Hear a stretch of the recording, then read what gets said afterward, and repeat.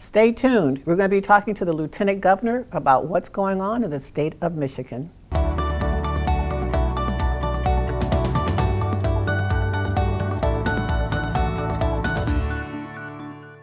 We are so honored that you found time to come and join us and our 1.3 million members who vote and who actually get things done. Thank you so much for being here today, Lieutenant Governor Garland Gilchrist, the 64th Lieutenant Governor of the state of Michigan. And that's right, your numbers are right. And I'm still really standing proud tall. to be here. Yeah. I'm really proud to be here with you, Paula, and with all of the AARP members and frankly, people who are dreaming of being retired in the state of Michigan. Everyone should want to be an AARP member, actually. Everyone should want to one day, be retired and go on to the next thing. Well, Right. We never really retire, do we? We just kind of transition to something else, whether it's volunteering or whatever. Well, I think it's about being able to live out the best years of your life in the way that you do it on your terms. Absolutely. And you are helping to make that possible. One of the things that I was so honored to be able to serve on your coronavirus task force, and what I loved about it, what I've shared with so many people, it wasn't just during the coronavirus that, the issues and just responding to those. But this, you looked at systemic changes. You looked at things that would have an impact so that the next time, God forbid, that there's any kind of a virus or epidemic, that we don't go through, particularly people of color, go through or the same thing, or economic communities, low economic communities don't go through things. Talk about that. Well, COVID was terrifying for so many people. It was real, it was disruptive, it was dangerous. I lost 28 people in my life. It was 27 people, and I learned just a couple of months ago that another person who I went to high school with also passed away from COVID just recently. And so this hit all of us, and it hit different communities in different ways. It hit our elders in different ways. It hit communities of color and the Black community in particular in different and deeper ways, frankly. And so Governor Whitmer and I thought it was important that we actually say, let's take a look at how we can make sure that the people who are getting hit the hardest, people who are being hurt the most, that we can help them in a way that actually responds to their needs uniquely. And so when we set up the Coronavirus Task Force on Racial Disparities, and I want to thank you for your service in representing both retired people, our elders who again, were hit differently and hit harder in a lot of ways. We thought that we could address those disparities and outcomes. The fact that we saw more people of color passing away at a higher rate or getting the virus at a higher rate, we thought we could do something about that. And so we made investments, and those investments not only helped deal with COVID-19, but we think that they'll put Michigan on a path to having more equitable health outcomes, because we're making it easier for people to have doctors, people to be able to get health services through mobile health units, to set up neighborhood community health zones where you can get all kinds of resources, not just COVID vaccines, but preventative screenings and blood pressure and access to medication and services. And we think that that's really gonna set a new foundation for health and wellness and wealth in the state of Michigan. And it's the preventative measures that were so important.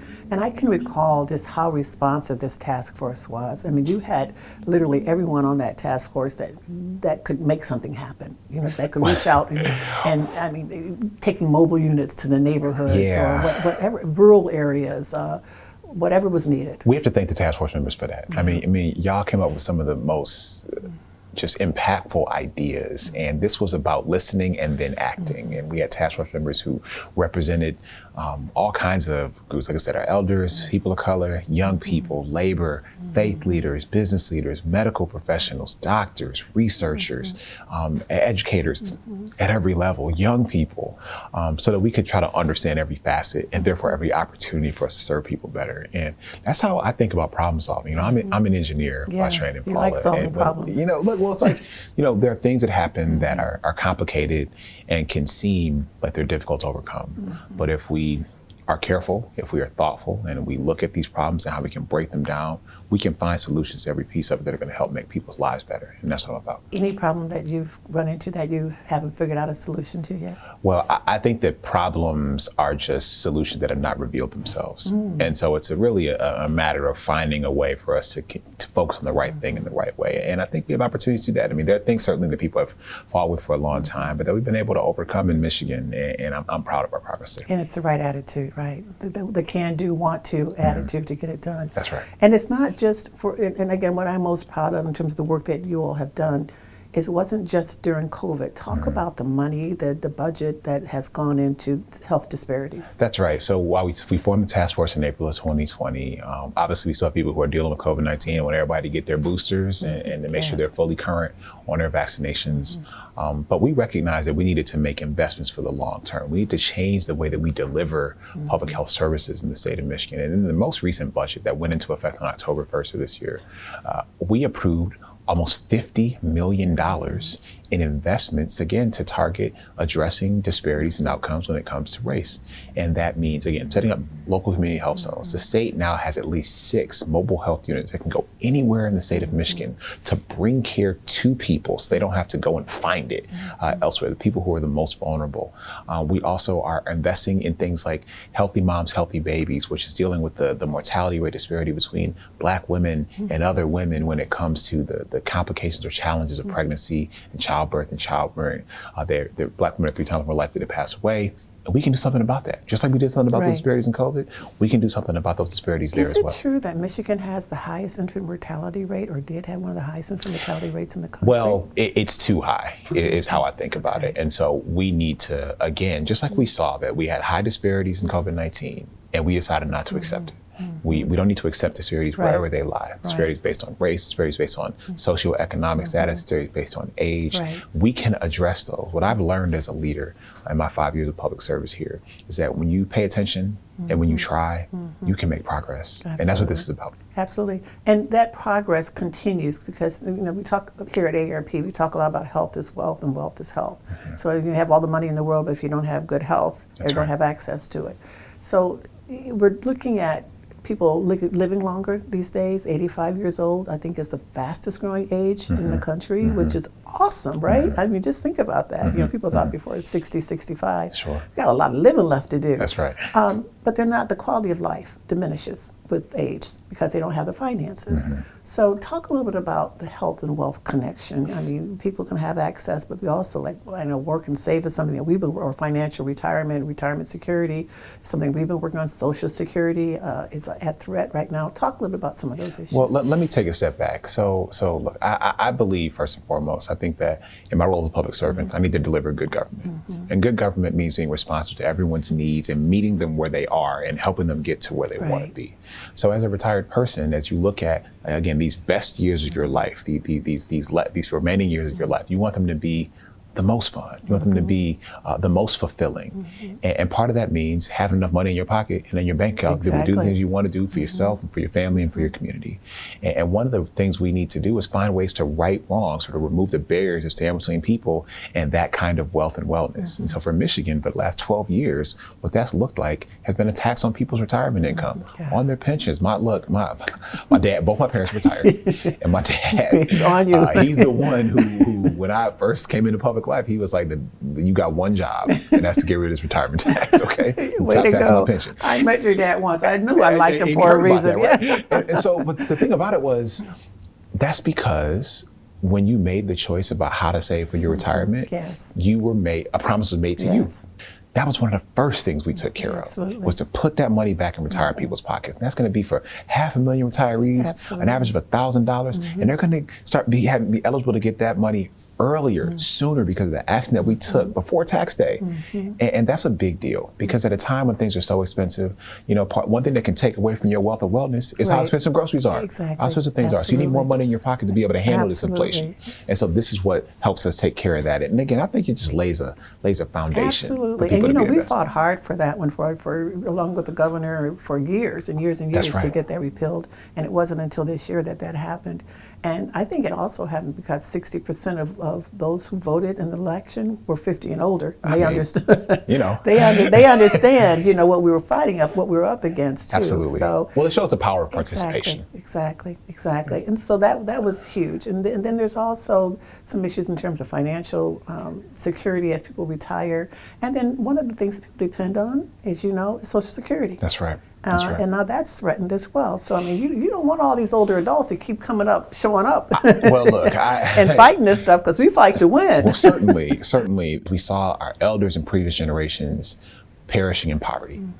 But we've taken a stand against that. And we want to protect that and expand it to make it available to more people for retirement. As people are living longer, as we are making so many strides in science and medicine and finding ways for people to extend their life, to have more time with your grandchildren, more time with your family, we want to make sure that that's high quality. And so we're going to protect that in Michigan. We're so proud that under our leadership, Michigan has become the first age-friendly state in the Midwest. Yes. It's a great place to live out the best years of your life. Absolutely. And we want to make that more true in more places. Absolutely. We hear that all the time. People want to age in place. They have a choice. They don't want to go somewhere. So they want to have home community-based services. And I would say this, Democrats and Republicans, because we're nonpartisan. We don't have a PAC. We don't have a nonprofit. But we have them both fighting for Social Security hand in hand. I mean, this is an issue that resonates across all party lines, across everyone. They want to protect. They've earned it. There's a reason that it's one of the most popular programs ever created in American history, because it helps deliver real resources and real quality of life improvements or sustainability for people. And so that's why we fight so hard to protect it. And I'm gonna fight hard against anybody who taxes. That's right. It's not right. Absolutely.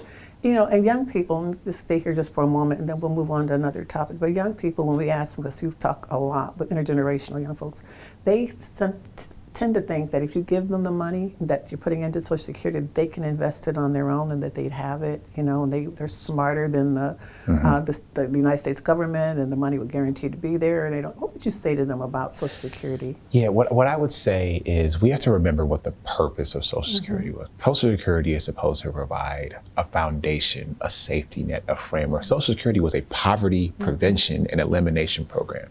So we need to make sure we protect that. We want there to be a floor through which no American can fall. Now, absolutely, people should have the opportunity to do with their resource that they see fit. And if you choose to invest, and obviously when people are younger, they have perhaps a higher risk tolerance for the types of investments they can make, and sometimes that'll work, but sometimes it won't. Right. But what we need to have is a strong stopgap, a strong, again, floor through which no one can fall, that says that we are not going to accept our elders living in poverty in America and in Michigan. And so we're gonna do everything we can to protect them against that. And then whatever they wanna do on top of it, they have the freedom to do so. Absolutely. Yes, music to our ears. We like that when we talk about the future and talk about making certain that people have the money that they put into Social Security, that it's there for them. It's not a handout. It's not something that's been given to them. They've earned this money. So what's next on your agenda? You're into your 5th year. And I know you're a man of vision. Well, what's next? I appreciate that. I do want to, I think that the year 2023, because again, of what the voters of Michigan spoke with such a forceful voice in 2022, allowed us to do some amazing things. I talked about the repeal of the retirement tax. We also were able to put money in working families' pockets through a working families tax credit. That's so important for people to make ends meet.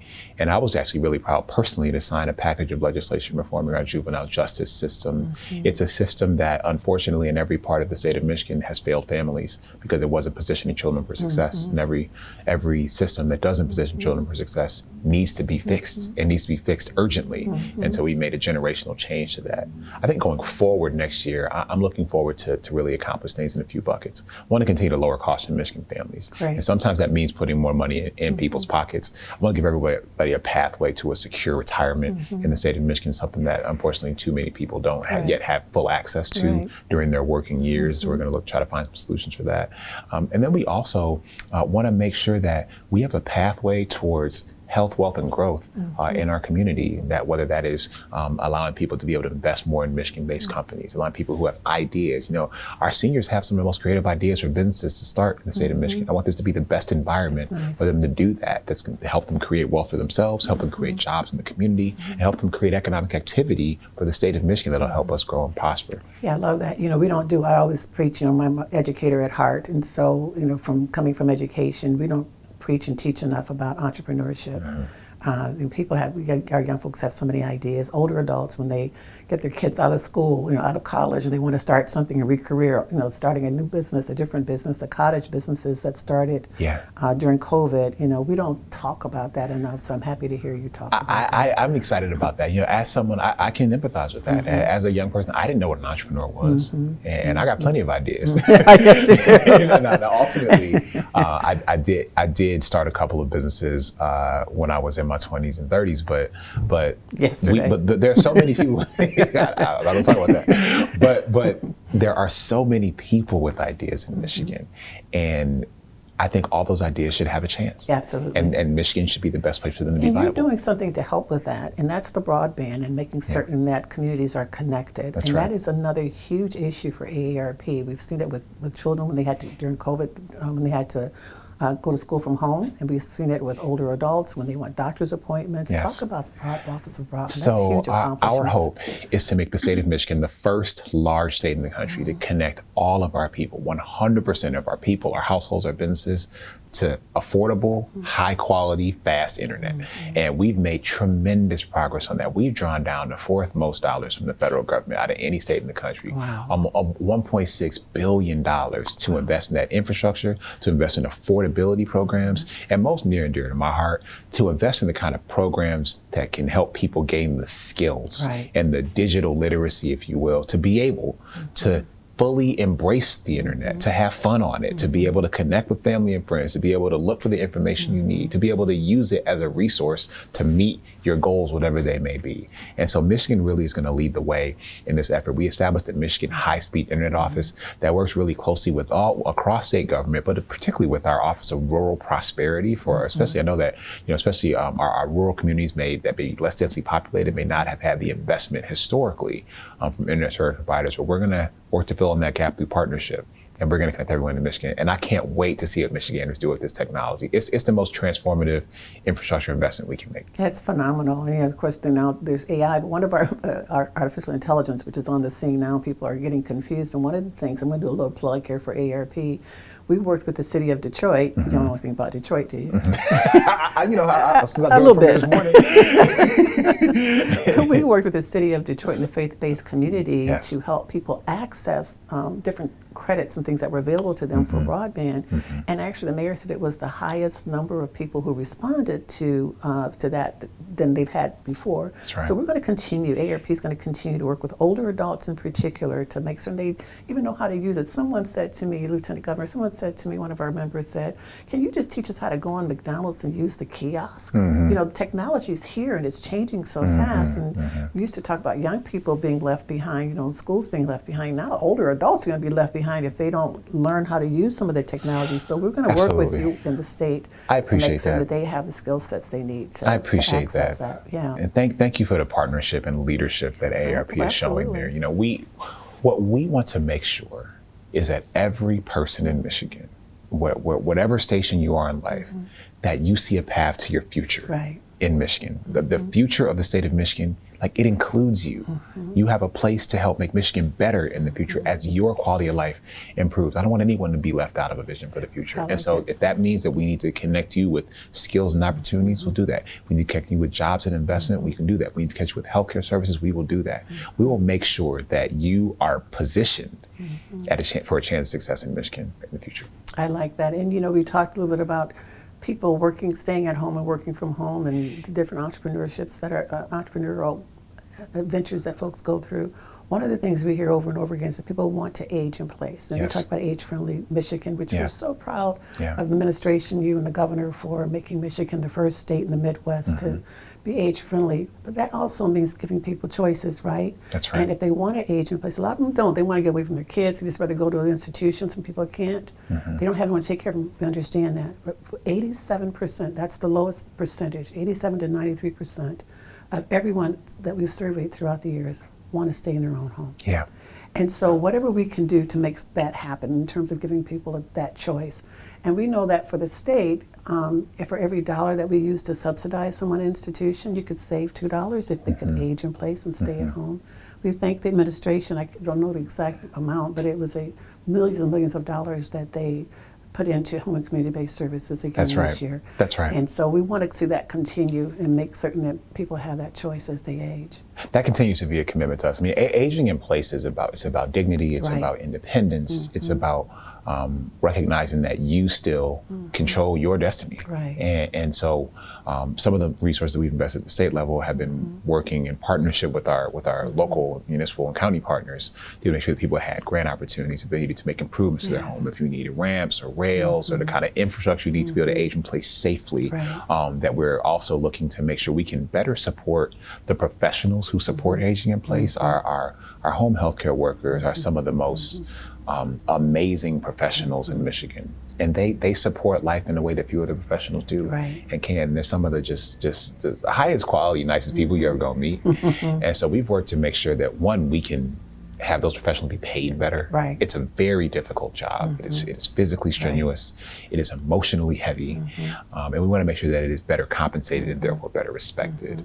Having enough people in that workforce is critical infrastructure for people to be able to age in place. That's another thing that we're going to look at working forward. How can we support professionals? How can we support people getting the education and training and certification they need to pursue those jobs? And our programs like our Michigan Reconnect free community college tuition program that almost 200,000 Michiganders are taking advantage of. You can do that if you're over the age of 21 right now. That'll make a real difference, we believe, to that workforce. You're talking our language. I think you're reading from our script somewhere. I mean, the direct care workforce, making certain that they have a career path, that they're paid. It reminds me of teachers in some ways. We don't pay them enough. It is very analogous to that, and we're working on that pipeline as well. You said you're an educator. I married an educator, my auntie, my grandma, and so we want to make sure, again, when professionals are respected at work, they can deliver. They're committed to it. They chose the profession for a reason. And just like I think that the way that we take care of children is by taking care of the adults who take care of children, I think the same way that we take care of those who need care is by taking care of the caregivers and making sure that they are supported and respected. Thanks for reading from our script. And tell your father he did okay. He did good by you. All right? I appreciate Thank you that. so much for being here today. Thank We you. appreciate you and appreciate all that you're doing on behalf of our communities all over the state. Chris, you're such a wealth of expertise. We appreciate you being here. One of the things we hear frequently is about the cost of long-term care and how devastating that is for families who have not planned for it. What advice would you give them? Well, planning for long-term care, it's one of those things that the earlier you start thinking about it, the more options you're going to have to plan for long-term care. And as a certified elder law attorney, I'm sitting down with families, and ideally we're planning ahead, but sometimes families come to us in crisis. If we plan ahead, we can put together strategies where we can protect more assets and make sure that the individual gets the best care possible. But sometimes I have families reach out to me, say mom's in a nursing home now paying $10,000 to $15,000 a month. What can we do? And there are certain things that we can do to try to protect those resources. But the earlier we start thinking about these things, the more options we're going to have on the table, the more assets we're going to be able to protect, the better outcomes and the better care. And the earlier they start, the less it's going to cost them as well. And people can have their own plan, right, for themselves. They don't have to worry about someone else having a plan for them. They need to create a plan, what you want to do with your life as you age, right? Right, yeah. And really, the key is understanding that there's really about 6 ways to pay for long-term care. You can private pay, so you just pay out of your own funds. You can have the kids pay. A lot of times they don't pay. That's a good idea. Yeah. A lot of times they don't pay financially, but they pay in terms of their time, where they're taking time out of their day to visit the elder law attorney or putting their life on hold to become a caregiver. Third, we can have long-term care insurance, and there's some different strategies there. Fourth, Medicare pays for short-term rehab. It doesn't really pay for long-term care. Fifth is the VA benefit, so veterans benefit. And then the 6th way to pay for long-term care is Medicaid. And so we're helping families navigate all 6 of those different areas. You're going to pay now, you're going to pay later, but you're going to pay. Exactly. Thank you so much for being here. Thank you. Hi, my name is Lauren Kaler. I'm a physician assistant at Great Lakes Center of Rheumatology, and I'm here today to talk about non-alcoholic fatty liver disease. So the first thing I'm going to talk about is, what is it? So kind of as the name suggests, it's a fat buildup inside of the liver that's not caused by alcohol. It's very common, especially in Western nations, and it affects up to 1/4 of the population, and it is the most common cause of chronic liver disease. As far as signs and symptoms of non-alcoholic fatty liver disease, there really aren't any, so it's pretty much asymptomatic. If symptoms do develop, they're kind of nonspecific. Fatigue is a big one, and sometimes some mild pain in the upper right quadrant of the abdomen. As far as what causes it, we don't really know. But there's some things that are linked to it. Being overweight or obese is one, having diabetes or insulin resistance is another, and elevated high triglycerides would be the third kind of link that we're seeing as far as causes of non-alcoholic fatty liver disease.